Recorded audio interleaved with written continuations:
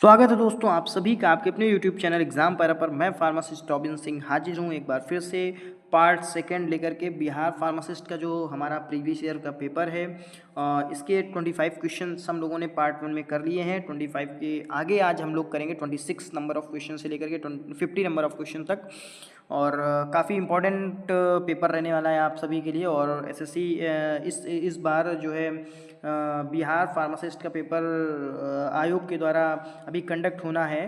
ठीक है, पिछली बार एसएससी ने करवाया था, इस बार बिहार में स्पेशली वो लोग अपना अलग से करवा रहे हैं।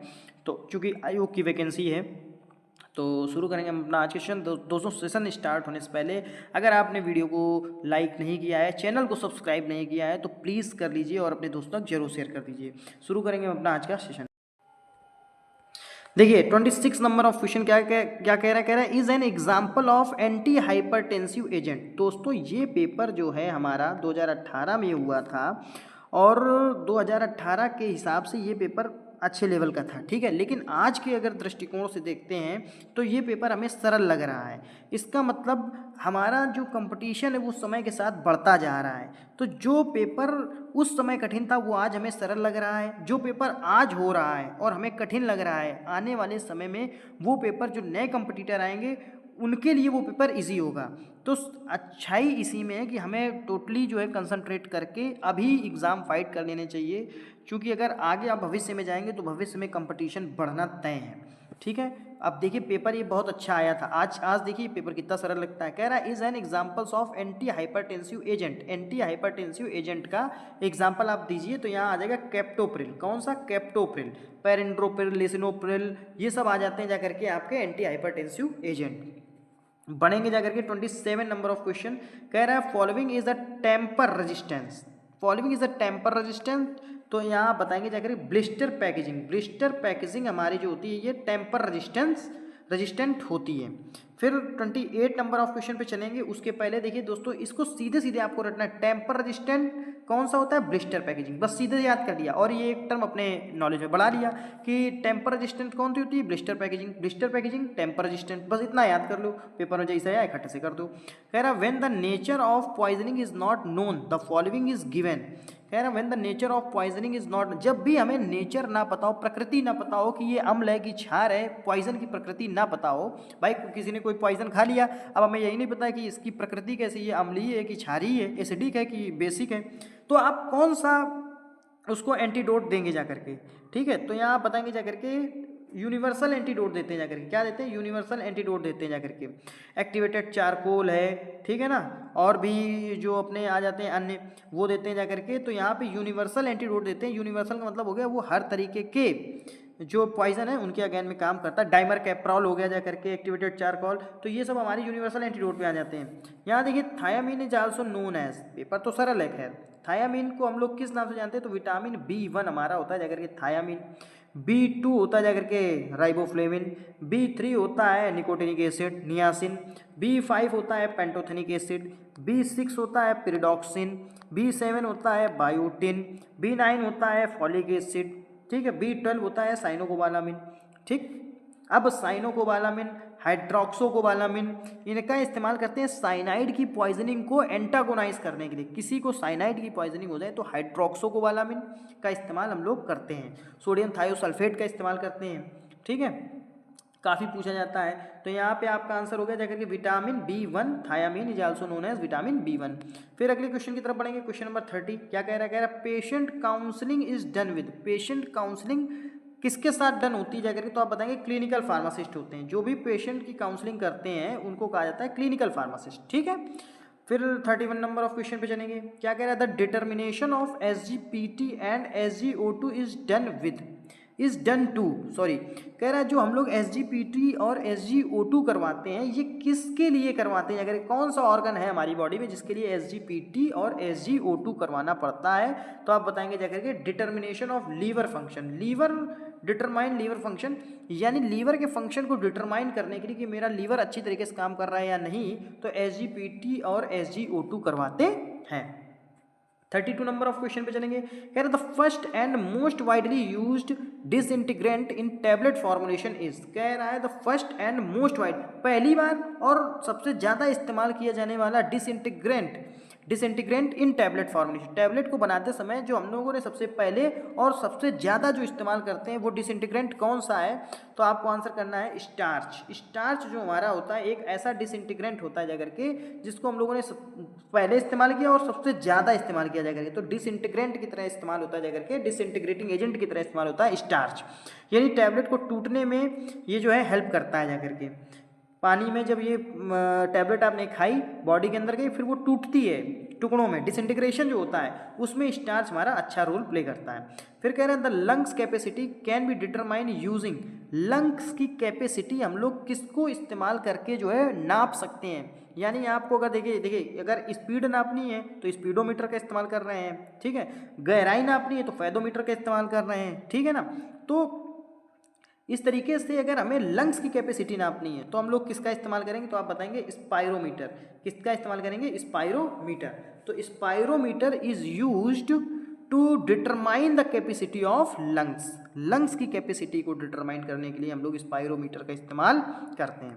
34 नंबर ऑफ क्वेश्चन क्या कह रहा है, कह रहा है large molecular weight drugs can not be given through this route, ऐसी ड्रग्स जिनमें मॉलिकुलर वेट बहुत ही ज़्यादा होता है, लार्ज होता है, उनको हम लोग किस रूट से नहीं दे सकते हैं, तो आप बताएंगे जाकर के ट्रांसडर्मल, ट्रांसडर्मल नहीं देंगे क्योंकि ट्रांसडर्मल का मतलब ये स्किन में जाकर के डिपॉजिट हो जाएंगे जाकर के, ठीक है, और इनका मॉलिकुलर वेट ज़्यादा है, स्किन में जाकर के डिपॉजिट हो जाएंगे तो ये प्रॉब्लम क्रिएट कर सकते हैं, ठीक है। अगर आईवी जाएंगे तो कोई दिक्कत नहीं है। आईवी में भी याद रखिए कि अगर ब्लड सेल्स जो आपकी हैं उनसे बड़ा पार्टिकल अगर उसमें रह गया तो वो भी जाकर के ब्लॉक कर सकता है, ठीक है। यहाँ पे क्या आ गया कि large molecular weight drugs can not be given through this route transdermal, transdermal हम लोग नहीं देंगे। फिर क्वेश्चन नंबर 35 क्या कह रहा है, कह रहा fever can be caused by, fever कैसे हमारा होता है या हो सकता है, तो आप बताएंगे पायरोजेंस। पायरोजेंस का मतलब हो गया जाकर के फॉरेन पार्टिकल, फॉरेन पार्टिकल एक तरीके से होते हैं पायरोजेंस, ठीक है, माइक्रोब्स एक तरीके से होते हैं जाकर के, ये क्या करते हैं इनसाइड द बॉडी जाएंगे और आपको जो है बीमार कर देते हैं जाकर के, और जब आप बीमार होते हैं तो उस कंडीशन में क्या होता है कि WBC जो है रिलीज होना चालू हो जाती है, और WBC जब रिलीज होती हैं तो ये अगेंस्ट लड़ती हैं जाकर के पायरोजेंस के अगेंस्ट, ठीक है, तो उसी टाइम पे बॉडी के अंदर आपको फीवर जो है महसूस हो सकता है, ठीक। फिर हम लोग 36 नंबर ऑफ क्वेश्चन पे चलेंगे, कह रहा है Candida infection can be treated with, जो कैंडिडा इन्फेक्शन है उसको कैसे ट्रीट करते हैं, तो ये एक तरीके से आपका एंटी फंगल इन्फेक्शन हो गया कैंडिडा इन्फेक्शन, तो निस्टाटिन, हैमाइसिन, समझे, इन सब चीज़ों से, इन सब केमिकल्स को इस्तेमाल करके हम लोग फंगल का ट्रीटमेंट करते हैं, ठीक है। तो निस्टाटिन होता है, हैमाइसिन होता है, ये सब एक ही कैटेगरी के आ जाएंगे, एंटी फंगल में आ जाएंगी, ठीक है। बढ़ेंगे अगले क्वेश्चन की तरफ। 37 नंबर ऑफ क्वेश्चन, देखिए कितना अच्छा क्वेश्चन है, कह रहा है tetracycline can not be given with, बताइए, बिल्कुल परंपरागत क्वेश्चन उस समय पूछे गए थे, और इस बार जब फार्मासिस्ट का पेपर होगा तो आप देखिएगा मिल्क, टेट्रासाइक्लिन को हम लोग मिल्क से नहीं लेना चाहिए क्योंकि चिलेट फॉर्म कर देता है जाकर के, यानी टेट्रासाइक्लिन को अगर आप मिल्क से लेंगे जाकर के तो ये अघुलनशील कंपाउंड बन जाता है जो बॉडी में घुलता नहीं है जाकर के और सीधे ऐसे ही एक्सक्रीट आउट हो जाता है। 38 नंबर ऑफ क्वेश्चन देखिए क्या कह रहा है, कह रहा है these are essential ingredients of ophthalmic preparation, जब भी आप ऑप्थेल्मिक मतलब आँखों का कोई भी प्रोडक्ट बनाएंगे तो उसमें से एसेंशियल, कह रहा है जो बिल्कुल जरूरी इंग्रेडिएंट है वो कौन सा होता है जाकर के, तो आप बताएंगे जाकर के बफर्स प्लस प्रिजर्वेटिव, बफर्स और प्रिजर्वेटिव। प्रिजर्वेटिव किस लिए, ये प्रिजर्व करते हैं जाकर के, जो भी हमारी मेडिकामेंट है वो हमारा सही बना रहे तो उसको प्रिजर्व करते हैं, और बफर किस लिए कि उसमें एसिड और बेस का बैलेंस बना रहे जाकर के, ठीक है। तो बफर्स और प्रिजर्वेटिव का इस्तेमाल करते हैं जाकर के, ये एसेंशियल इंग्रेडिएंट होते हैं किसी भी ऑप्थेल्मिक सॉल्यूशन में, किसी भी आई वाले प्रोडक्ट में, जो आंखों के लिए प्रोडक्ट बनता है उसके लिए। फिर कह रहा है depot therapy is possible with which route of administration, depot therapy का इस्तेमाल हम लोग जो करते हैं किस रूट ऑफ एडमिनिस्ट्रेशन, किस मतलब कौन सा पॉसिबल रूट ऑफ एडमिनिस्ट्रेशन है बॉडी में, किस रूट से जानी चाहिए बॉडी डीपॉट थेरेपी में, तो बॉडी में किस रूट से मेडिसिन जानी चाहिए, तो आप बताएंगे जाकर के आईवी। आईवी का मतलब हो गया जाकर के डीपॉट थेरेपी में हम लोग जो मेडिसिन है उसको आईवी रूट से एंट्री करवा देते हैं, इंट्रावेनस जो है रूट से एंट्री करवा देंगे, नसों में सीधे हमारी वो मेडिसिन पहुंचेगी, इसको कहा जाता है डीपॉट थेरेपी। कौन सी, depot therapy is possible with which route of administration, IV. फिर देखिए क्वेश्चन नंबर 40 क्या कह रहा है, कह रहा है कि these preparation must not be applied to broken skin, कह रहा है कौन सी प्रिपरेशन ऐसी है जिसको हमें ब्रोकन स्किन पे नहीं अप्लाई करना चाहिए। तो जब आप लिनीमेंट्स के बारे में पढ़ेंगे जाकर के, लिनीमेंट्स के बारे में, तो लिनीमेंट्स हमारा अल्कोहलिक भी होता है जाकर के, ठीक है, इसको जो है हमें ब्रोकन स्किन पे नहीं लगाना चाहिए, ठीक है। तो लिनीमेंट्स हमारा ब्रोकन स्किन पे नहीं अप्लाई करना चाहिए, क्योंकि अगर ब्रोकन स्किन पे लगाएंगे तो हो सकता है आपको जलन महसूस हो सकती है, आपको एक्स्ट्रा बर्न फीलिंग आ सकती है, ठीक है ना। तो ये लिनीमेंट्स जो है हमको नहीं लगाना चाहिए ब्रोकन स्किन पे, जहाँ आपके कट गया हो, छिल गया हो, वहाँ पे लिनीमेंट्स का इस्तेमाल नहीं करना चाहिए, क्योंकि इसकी जो पेनेट्रेशन पावर है लिनीमेंट्स की वो ज़्यादा होती है। फिर 41 नंबर ऑफ क्वेश्चन पे चलेंगे। देखिए क्या कह रहा है, कह रहा है कि tissue such as cornea, conjunctiva, aqueous humour, iris, ciliary body and lens makes the. अच्छा, जो टिश्यू हमारे होते हैं जैसे कि कॉर्निया का टिश्यू हो गया, कंजक्टिवा का टिश्यू हो गया, एक्वस ह्यूमर वाला जो टिश्यू है, आइरिस का जो टिश्यू है, सिलियरी बॉडी का जो टिश्यू है और जो लेंस का है, ये कैसे बनता है जाकर के, makes the anterior portion of eye, ये जो आंखों का अगला भाग होता है, ठीक है ना, वो हमारा इन सबसे मिलकर के बना हुआ होता है। तो tissues such as cornea, conjunctiva, aqueous humour, iris, ciliary body and lens makes the anterior portion of eye, तो ये वाले टिश्यू जो होते हैं आई का अगला भाग बना देते हैं। फिर 42 नंबर ऑफ क्वेश्चन पे चलेंगे। देखिए क्या कह रहा है, कह रहा है rheumatoid arthritis is a disease of. जो रूमेटॉइड अर्थराइटिस है ये किसकी डिसीज है, किसकी बीमारी है, तो आप बताएंगे मस्कुलोस्केलेटल सिस्टम की, मस्कुलोस्केलेटल सिस्टम की बीमारी है रूमेटॉइड अर्थराइटिस।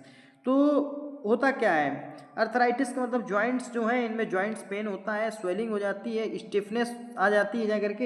एक होता है अर्थराइटिस, एक होता है गाउट, ये दोनों ही भाई भाई हैं। तो गाउट में क्या होता है जाकर के सीधे पूछ लिया जाता है, deposition of sodium urate crystal, जो बॉडी के जॉइंट्स होते हैं उनमें सोडियम यूरेट क्रिस्टल डिपॉजिट हो जाता है, इसकी वजह से जो है पेन होता है और स्वेलिंग आ जाती है, और एक तरीके से आपको टफ स्ट्रक्चर महसूस होगा जाकर के, ठीक है, जहाँ पे जॉइंट होता है वहाँ पे। तो इसको कहा जाता है रूमेटॉइड अर्थराइटिस। और गाउट भाई भाई हैं, यहाँ पे अर्थराइटिस की बात हो रही है तो ये जॉइंट की दिक्कत है, और जॉइंट की बात आएगी तो हम लोग मस्कुलोस्केलेटल सिस्टम यानी मसल्स और स्केलेटल सिस्टम दोनों का अध्ययन करेंगे जाकर के, तो ये उसकी बीमारी है। 43 नंबर ऑफ क्वेश्चन पे चलेंगे।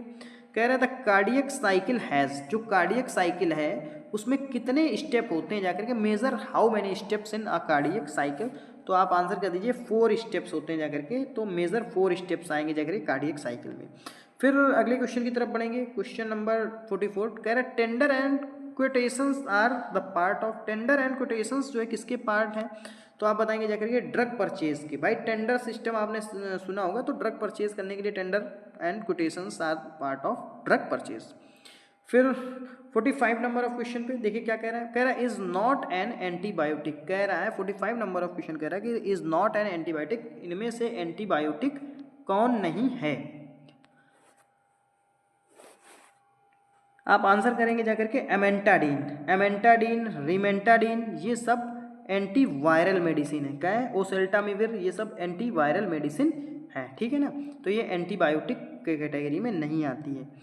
फिर अगले क्वेश्चन की तरफ बढ़ेंगे। 46 नंबर ऑफ क्वेश्चन कह रहा है medicated powders often contains, medicated powders हमारा क्या कंटेन्स करता है जाकर के, तो आप बताएंगे जाकर टैल्क, टैल्क जो है ये मेडिकेटेड पाउडर्स की कैटेगरी में आ जाता है। तो मेडिकेटेड पाउडर्स ऑफन कंटेन्स, तो आप बताएंगे टैल्क। यहाँ पे 4 ऑप्शन थे, टैल्क होगा, ठीक है, क्रीम भी होगा और भी कुछ होगा। तो मेडिकेटेड पाउडर्स में हमारा टैल्कम पाउडर जो है ये हमारा मेडिकेटेड पाउडर्स की कैटेगरी में आ जाता है। फिर 47 नंबर ऑफ क्वेश्चन देखिए क्या कह रहा है, कह रहा है in the preparation of ointment base generally used are, in the preparation of ointment base generally used are, तो कह रहा है जब भी हम लोग प्रिपरेशन बनाते हैं ऑइंटमेंट में तो जो बेस हम लोग जनरली इस्तेमाल करते हैं ऑइंटमेंट बेस, वो कौन सा होता है जाकर के, तो हाइड्रोकार्बन्स कैटेगरी के होते हैं जाकर के, हाइड्रोकार्बन्स में, ठीक है ना, हाइड्रोकार्बन्स कैटेगरी के जो बेस होते हैं उनका इस्तेमाल करते हैं। फिर अगले क्वेश्चन की तरफ बढ़ेंगे। 48 नंबर ऑफ क्वेश्चन देखिए क्या कह रहा है, the blood pressure can be measured by, blood pressure को हम लोग कैसे मेजर करते हैं, तो आप बताएंगे जाकर के स्पाइग्मोमैनोमीटर से, किससे, स्पाइग्मोमैनोमीटर से हम लोग ब्लड प्रेशर को मेजर करते हैं।